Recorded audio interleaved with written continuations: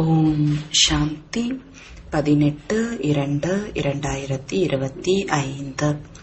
இனிமையான குழந்தைகளே, ஒவ்வொரு வீட்டிற்கும் தந்தையின் செய்தியை அளிப்பது உங்களுடைய கடமையாகும். எப்பேற்பட்ட நிலைமையிலும் யுக்தியை வகுத்து தந்தையின் அறிமுகத்தை ஒவ்வொருவருக்கும் அவசியம் கொடுங்கள். கேள்வி: குழந்தைகளாகிய உங்களுக்கு எந்த ஒரு விஷயத்தில் ஆர்வம் இருக்க வேண்டும்? பதில்: இங்கு வெளிப்படும் புது புது கருத்துக்களை தங்களிடம் குறித்துக் கொள்ளும் ஆர்வம் வேண்டும். ஏனென்றால் இத்தனை குறிப்புகளும் நினைவில் இருப்பது மிகவும் கடினமாகும். குறிப்புகள் எடுத்து பிறகு பிறருக்கும் புரிய வைக்க வேண்டும். எழுதிவிட்டு பிறகு அது புத்தகத்திலேயே இருந்து விடுவது அல்ல. எந்த குழந்தைகள் நல்ல முறையில் புரிந்து கொள்கிறார்களோ அவர்களுக்கு குறிப்புகள் எடுப்பதற்கான ஆர்வம் மிகவும் இருக்கும். பாடல்: லட்சம் சேமிக்கக்கூடிய. ஓம் சாந்தி. இனிமையிலும் இனிமையான ஆன்மீக குழந்தைகள், பாட்டை கேட்டீர்களா? ஆன்மீக குழந்தைகளே என்ற இந்த வார்த்தையை ஒரு தந்தைதான் கூற முடியும். ஆன்மீக தந்தையை தவிர வேறு எவரும் ஒரு பொழுதும் யாரையும் ஆன்மீக குழந்தை என்று கூற முடியாது. அனைத்து ஆத்மாக்களின் தந்தை ஒரே ஒருவர் ஆவார். நாம் அனைவரும் சகோதர சகோதரர்கள் ஆவோம் என்பதை குழந்தைகள் அறிந்துள்ளார்கள். சகோதரத்துவம் என்று பாடவும் செய்கிறார்கள். பிறகும் மாயையின் பிரவேசம் எப்படி ஆகிவிடுகிறது என்றால், பரமாத்மாவை எங்கும் வியாபித்து இருப்பவர் என்று கூறிவிடுகிறார்கள். எனவே அனைவரும் தந்தை என்றாகிவிடுகிறது. ராவண ராஜ்யம் பழைய உலகத்தில்தான் ஏற்படுகிறது. புதிய உலகத்தில் ராமராஜ்யம் அல்லது ஈஸ்வரிய ராஜ்யம் என்று கூறப்படுகிறது. இது புரிந்து கொள்ள வேண்டிய விஷயங்கள். ஈஸ்வரிய ராஜ்யம் மற்றும் அசுர ராஜ்யம் என்று நிச்சயம் 2 ராஜ்யங்கள் உள்ளன. புதிய உலகம் மற்றும் பழைய உலகம். புதிய உலகத்தை தந்தை தான் படைத்திருக்க கூடும். ஆனால் இந்த உலகத்தின் மனிதர்கள் புதிய உலகம் மற்றும் பழைய உலகத்தை கூட புரிந்து கொள்வது இல்லை. அப்படியானால் எதுவுமே அறியாமல் இருக்கிறார்கள். நீங்கள் கூட ஒன்றுமே தெரிந்து கொள்ளாமல் இருந்தீர்கள். அறிவற்றவர்களாக இருந்தீர்கள். புதிய சுகமான உலகத்தை யார் உருவாக்கியது? பிறகு பழைய உலகத்தில் ஏன் துக்கம் ஏற்படுகிறது? சொர்க்கத்திலிருந்து நரகம் எப்படி ஆகிறது என்பதெல்லாம் யாருக்கும் தெரியாது. இந்த விஷயங்களையோ மனிதர்கள்தான் அறிந்து கொள்ள வேண்டும் அல்லவா? தேவதைகளின் படங்கள் கூட உள்ளன. எனவே அவசியம் ஆதி சனாதன தேவி தேவதைகளின் ராஜ்யம் இருந்தது. இந்த சமயம் இல்லை. இது குடியரசு ஆகும். தந்தை பாரதத்தில் தான் வருகிறார். சிவபாபா பாரதத்தில் வந்து என்ன செய்கிறார் என்பது மனிதர்களுக்கு தெரியாது. தங்களுடைய தர்மத்தை மறந்து விட்டுள்ளார்கள். நீங்கள் இப்பொழுது திரிமூர்த்தி மற்றும் சிவ தந்தையின் அறிமுகத்தை கொடுக்க வேண்டும். பிரம்மா தேவதை, விஷ்ணு தேவதை மற்றும் சங்கர் தேவதை என்று கூறப்படுகிறது. பிறகு சிவ பரமாத்மாய நமக என்று கூறுகிறார்கள். எனவே குழந்தைகளாகிய நீங்கள் திரிமூர்த்தி சிவனுடைய அறிமுகத்தை தான் கொடுக்க வேண்டும். இதுபோல சேவை செய்ய வேண்டும். எப்பேற்பட்ட நிலையிலும் தந்தையின் அறிமுகம் அனைவருக்கும் கிடைக்க வேண்டும். அப்பொழுது அவர்களும் தந்தையிடமிருந்து ஆஸ்தியை பெற்றுக்கொள்ள முடியும். நாம் இப்பொழுது ஆஸ்தி எடுத்துக்கொண்டு இருக்கிறோம் என்பதை நீங்கள் அறிந்துள்ளீர்கள். இன்னும் அநேகர் ஆஸ்தி எடுக்க வேண்டியுள்ளது. வீட்டுக்கு வீடு தந்தையின் செய்தியை அளிப்பதற்கான கடமை நமக்கு உள்ளது. உண்மையில் தூதர் ஒரு தந்தையே ஆவார். தந்தை உங்களுக்கு தன்னுடைய அறிமுகத்தை அளிக்கிறார். நீங்கள் பிறகு மற்றவர்களுக்கு தந்தையின் அறிமுகத்தை அளிக்க வேண்டும். தந்தையின் ஞானத்தை அளிக்க வேண்டும். முக்கியமானது திரிமூர்த்தி சிவன். இதையே அரசாங்க முத்திரையாக கூட அமைத்துள்ளார்கள். ஆனால் அரசாங்கம் இதன் பொருளை சரியாக புரிந்து கொள்ளாமல் உள்ளது. அதில் சக்கரத்தை கூட கைராட்டினத்தை போல காண்பித்துள்ளார்கள். மேலும் அதில் வாய்மையே வெல்லும் என்று எழுதியுள்ளார்கள். இதற்கு பொருள் வெளிப்படுவது இல்லை. இதுவோ சமஸ்கிருத வார்த்தை. இப்பொழுது தந்தை சத்தியமானவராக உள்ளார். அவர் புரிய வைப்பதன் மூலமாக உங்களுக்கு முழு உலகத்தின் மீது வெற்றி ஏற்படுகிறது.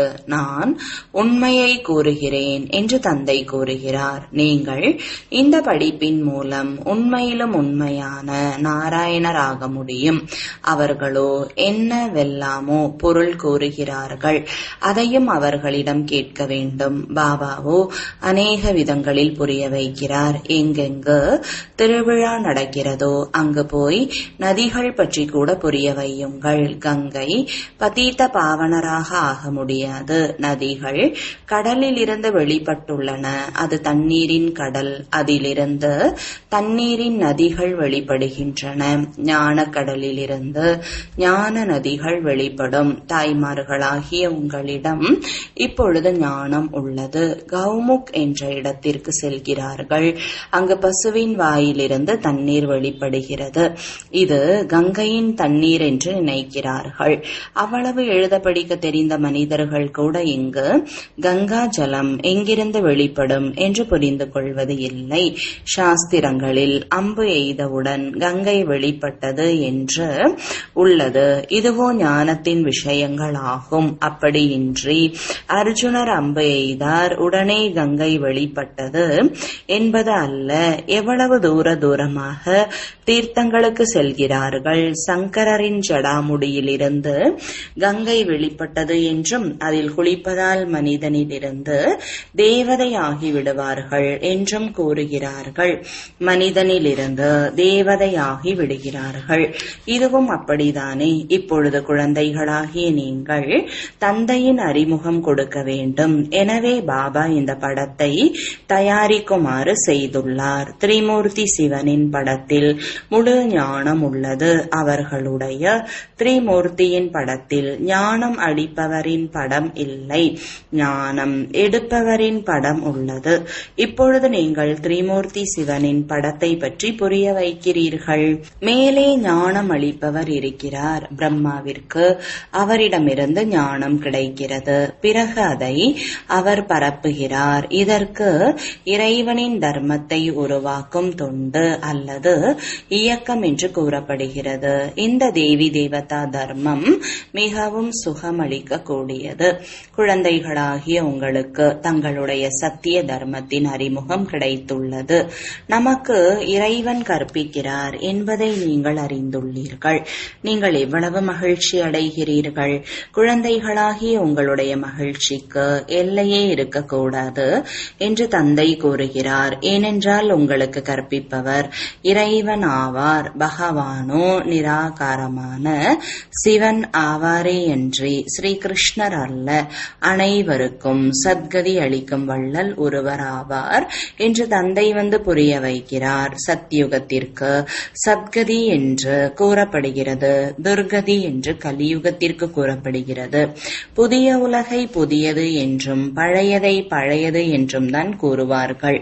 மனிதர்கள் இப்பொழுது உலகம் பழையதாக ஆவதற்கு 40,000 வருடங்கள் தேவை என்று நினைக்கிறார்கள்.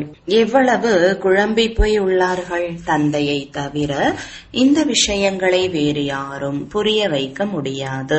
குழந்தைகளாகிய உங்களுக்கு ராஜ்ய பாக்கியத்தை அளித்து மற்ற அனைவரையும் வீட்டிற்கு அழைத்து செல்வேன் என்று பாபா கூறுகிறார்.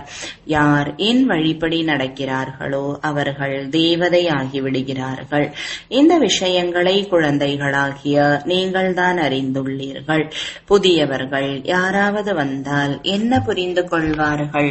தோட்டக்காரர்களாகிய உங்களுடைய கடமையாவது தோட்டத்தை அமைத்து தயார் செய்வது. தோட்டத்தின் எஜமானர் கட்டளையிடுகிறார். அப்படியின்றி பாபா யாராவது புதியவர்களை சந்தித்து ஞானம் அளிப்பார் என்பது அல்ல. இந்த காரியம் தோட்டக்காரர்களுடையதாகும். உதாரணமாக பாபா கல்கத்தாவிற்கு வந்தார் என்று வைத்துக் கொள்வோம். பிறகு நாம் நமது அதிகாரியை அல்லது குறிப்பிட்ட நமது நண்பரை பாபாவிடம் அழைத்து செல்வோம் என்று குழந்தைகள் நினைக்கிறார்கள். அவர்களோ ஒன்றுமே புரிந்து கொள்ள மாட்டார்கள். ஒரு ஒரு முட்டாளை முன்னால் கூட்டி வந்து அமர வைத்தது போல இருக்கும். எனவே புதியவர்களை ஒரு பொழுதும் பாபாவிற்கு முன்னால் அழைத்து வராதீர்கள் என்று தந்தை கூறுகிறார். இதுவோ தோட்டக்காரர்களாகிய உங்களுடைய வேலையே அன்றி தோட்டத்தின் முதலாளியின் வேலை அல்ல. தோட்டக்காரனுடைய வேலையாவது தோட்டத்தை அமைப்பது. தந்தையோ இப்படி செய்யுங்கள் என்று கட்டளை அளிக்கிறார். எனவே பாபா ஒரு பொழுதும் புதியவர்களை சந்திப்பது இல்லை. ஆனால் யாராவது விருந்தாளியாகி வீட்டிற்கு வருகிறார்கள் என்றால் தரிசனம் செய்ய வேண்டும் என்பார்கள். நீங்கள் ஏன் எங்களை சந்திக்க அனுமதிப்பது இல்லை? சங்கராச்சாரியார் ஆகியோரிடம் எத்தனை பேர் செல்கிறார்கள்? தற்சமயத்தில் சங்கராச்சாரியாருக்கு பெரிய பதவி உள்ளது, படித்தவர்களாக இருக்கிறார்கள். ஆனால் விகாரத்தால் தான் எடுக்கிறார்கள் அல்லவா? ட்ரஸ்டிகள் யாரை வேண்டுமானாலும் பீடத்தில் அமர்த்தி விடுகிறார்கள். அனைவருக்கும் அவரவர்களுக்கு என்று வழி உள்ளது. நான் கல்பகல்பமாக இந்த பழைய உடலில் வருகிறேன் என்று தந்தை அவரே வந்து குழந்தைகளுக்கு தனது அறிமுகத்தை கொடுக்கிறார். இவர் கூட தனது பிறவிகளை பற்றி அறியாமல் உள்ளார். சாஸ்திரங்களிலோ கல்பத்தின் ஆயுளை லட்சக்கணக்கான வருடங்களாக ஆக்கிவிட்டுள்ளார்கள். மனிதர்களோ இத்தனை பிறவிகள் எடுக்க முடியாது. பிறகு மிருகங்கள் ஆகியவற்றின் பிறவிகளையும் சேர்த்து 84 லட்சம் என்று ஆக்கிவிட்டுள்ளார்கள். மனிதர்கள் என்ன கேட்கிறார்களோ அவை அனைத்தையும் சத்தியம் சத்தியம் என்று எடுத்துக்கொள்கிறார்கள். சாஸ்திரங்களில் அனைத்தும் பக்தி மார்க்கத்தின் விஷயங்கள். கல்கத்தாவில் தேவிகளின் அழகழகான விக்கிரகங்களை அமைக்கிறார்கள், அலங்கரிக்கிறார்கள். பிறகு அவற்றை கடலில் மூழ்கடித்து விடுகிறார்கள். இதுவும் பொம்மைகளின் பூஜை செய்கிறவர்கள் சிறு குழந்தைகள் போலத்தான் ஆகிறார்கள். முற்றிலும் அப்பாவிகளாக உள்ளார்கள். இது நரகமாகும் என்பதை நீங்கள் அறிந்துள்ளீர்கள். சொர்க்கத்தில் ஏராளமான சுகம் இருந்தது. இப்பொழுது கூட யாராவது இறந்தார் என்றால் இன்னார் சொர்க்கத்திற்கு சென்று விட்டார் என்கிறார்கள். எனவே அவசியம் ஏதோ ஒரு நேரத்தில் சொர்க்கம் இருந்தது, இப்பொழுது இல்லை. நரகத்திற்கு பிறகு அவசியம் சொர்க்கம் வரும். இந்த விஷயங்களை கூட நீங்கள் தான் அறிந்துள்ளீர்கள். மனிதர்கள் சிறிதளவு கூட அறியாமல் உள்ளார்கள். எனவே புதியவர்கள் யாராவது பாபாவிற்கு முன்னால் அமர்ந்து என்ன செய்வார்? எனவே முழுமையாக பாலனை அளிப்பதற்காக தோட்டக்காரனும் வேண்டும். அதுவும் இங்கோ தோட்டக்காரர்கள் ஏராளமானவர்கள் வேண்டும். மருத்துவக் கல்லூரியில் யாராவது புதியதாக போய் அமர்ந்தார் என்றால் எதுவும் புரிந்து கொள்ள மாட்டார். இந்த ஞானம் கூட புதியது. நான் அனைவரையும் தூய்மையாக ஆக்க வந்துள்ளேன் என்று தந்தை கூறுகிறார். என்னை நினைவு செய்தீர்கள் என்றால் தூய்மையாக ஆகிவிடுவீர்கள். இந்த சமயத்தில் அனைவரும் தமோ பிரதானமான ஆத்மாக்கள். அதனால்தான் ஆத்மாவே பரமாத்மா, அனைவருக்குள்ளும் பரமாத்மா இருக்கிறார் என்று கூறிவிடுகிறார்கள். பிறகு இப்பேற்பட்டவர்களிடம் வந்து தந்தை தலையில் அடித்துக் கொண்டு இருப்பாரா என்ன?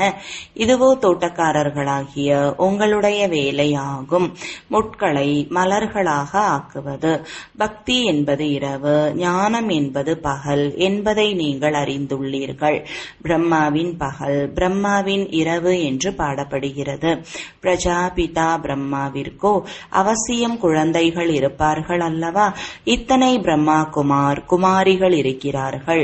இவர்களுடைய பிரம்மா யார் என்று கேட்கும் அளவிற்கு கூட யாருக்கும் அந்த அளவு அறிவு இல்லை. பிரஜாபிதா பிரம்மா பிரசித்தமானவர்.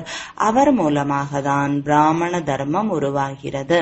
பிரம்மா தேவதாய் நமக என்று கூறுகிறார்கள்.